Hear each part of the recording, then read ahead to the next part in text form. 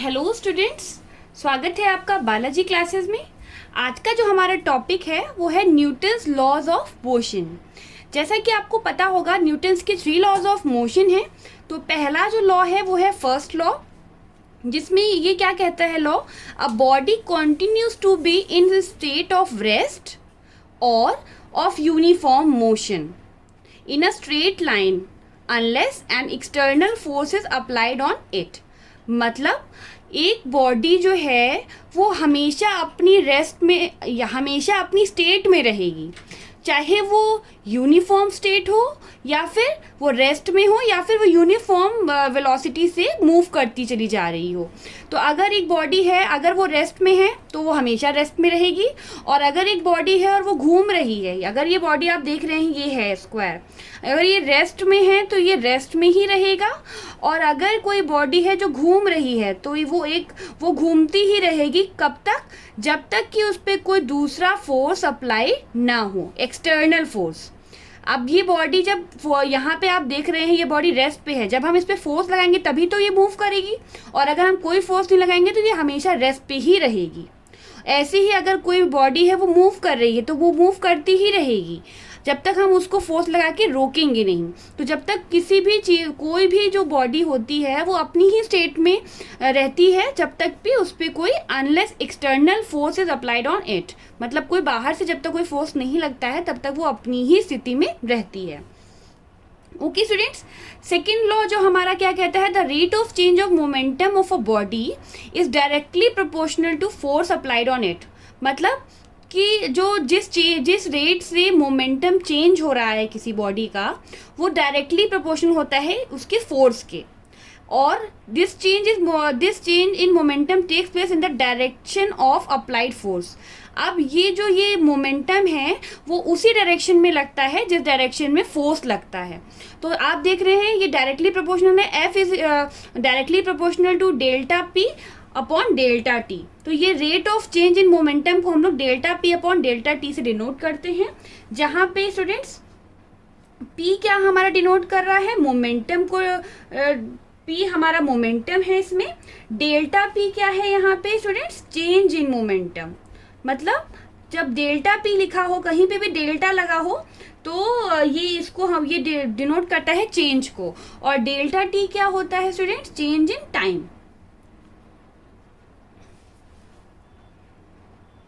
Okay students, अब हम क्या करेंगे, अब हम इसको डेरिवेशन को आगे बढ़ते हैं।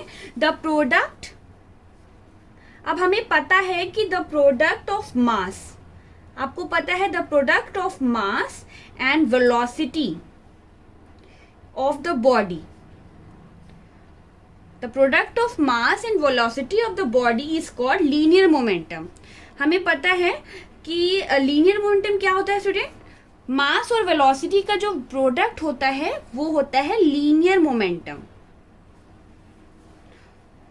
ठीक है स्टूडेंट्स, तो अब और इसको हम डिनोट किससे करते हैं, इसको भी हम P से ही डिनोट करते हैं। ओके स्टूडेंट, तो अब हम क्या करते हैं, आगे बढ़ते हैं। तो let a body of mass m, तो अब हम मान लेते हैं एक बॉडी है जिसका मास m है विथ लीनियर वेलोसिटी, मतलब उसकी जो लीनियर वेलोसिटी है उसको हमने क्या मान लिया, v मान लिया। ठीक है, तो अब क्या है, फॉर टाइम इंटरवल, रोक दो उसको, let a body of mass m with linear velocity v, then the linear momentum is, तो तब जो लीनियर मोमेंटम होगा तो वो क्या होगा students, p is equal to M V. p मतलब लीनियर मोमेंटम, और m मतलब मास, और v क्या है, लीनियर वेलोसिटी। ये हो गई हमारी इक्वेशन नंबर 2।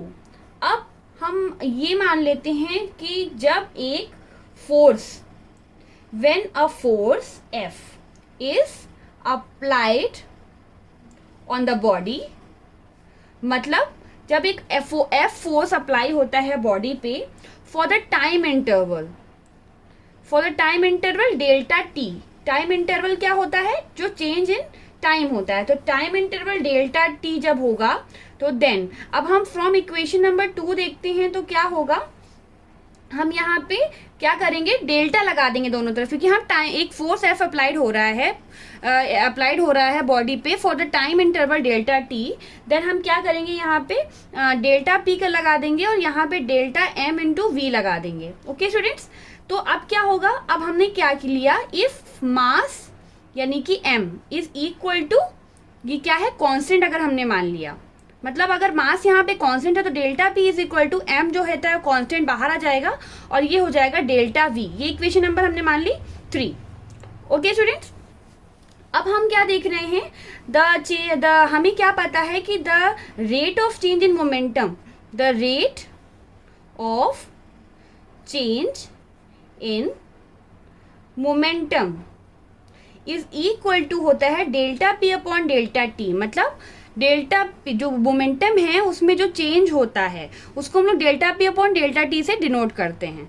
अब डेल्टा पी की जगह क्या है आपको पता है, हमने निकाला हुआ है डेल्टा एम वी। हमने ये वाली इक्वेशन से यहाँ से ले लिया है डेल्टा पी की value delta M V. Okay students, और अपॉन यहाँ पे हमने delta T as it is रहेगा।